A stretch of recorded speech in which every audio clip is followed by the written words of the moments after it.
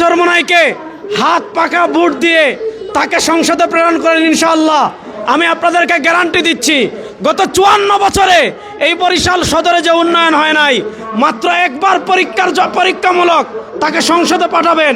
আমরা দৃঢ়তার সাথে বলি, গত 54 বছরে যে উন্নয়ন হয় নাই, আগামী 5 বছরে তার চেয়ে বেশি উন্নয়ন হবে।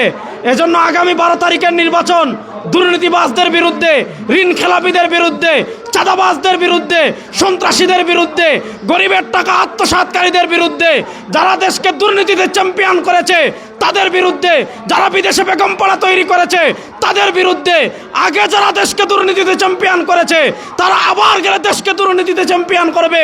ওই দুর্নীতিবাজ কাউকে আর আমরা রাষ্ট্র ক্ষমতায় দেখতে চাই না। আল্লাহ বিরু ন্যায় শাহ চরমনাইকে হাত পাকা প্রতীকে ভোট দিয়ে আপনারা আগামী 12 তারিখ সংসদে পাঠাবেন তো ইনশাআল্লাহ। ইনশাআল্লাহ। এই বাংলাদেশে আমরা 54 বছরে শরিয়া দেখি নাই। এই বাংলাদেশে কেউ শরিয়ার কথা বলে না। আমরা আপনাদের কাছে শরিয়ার দাওয়াত নিয়ে আসছি ইনশাআল্লাহ।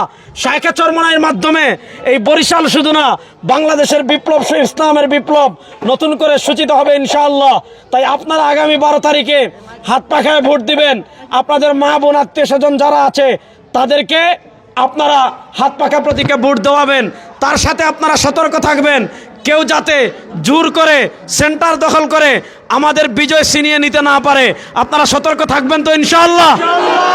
আগামী 12 তারিখ পর্যন্ত সবাই মাঠে থাকবেন তো ইনশাআল্লাহ।